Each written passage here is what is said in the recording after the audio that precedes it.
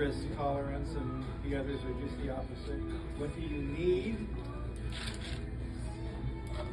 Anybody else? What other questions? Yes, could you stand up, Alex? I know it's tough because you're kind of wedged in the No, it's okay, in I the can seat stand there. up. So I would ask, I heard them say house hacking.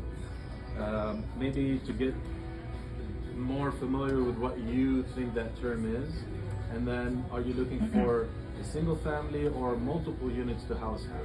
What is house hacking to you? I'm sure it might mean 2 or 3 different things to different people. To me, it's just creative. It's not doing the standard, there's a landlord, you pay money each week in a lease. So kind of anything like that. And Give us an example. For example, renting a larger place with rooms. So renting the whole place, but then Airbnb rooms. So I did that at one point, and my rent was free.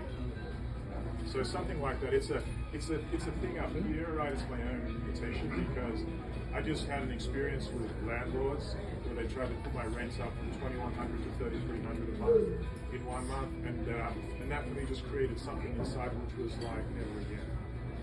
But I'm not at that point where I can be, the landlord yet. I'm still in that growth process. So were you subleasing it out? That is, you say from landlords who told you they raised the rent. Yep. So it's something that you're subleasing out, you're paying the landlord? That's correct. So it was just a simple rental. My ex-wife moved out. Things got a bit crazy during the divorce.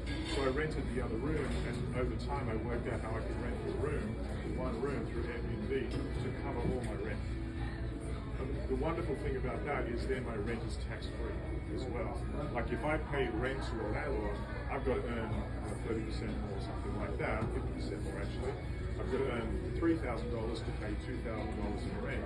Whereas by doing it that way, I was able to earn $2,400 a month and pay the $2,400 in rent. What other questions? There's a ton more questions I would ask.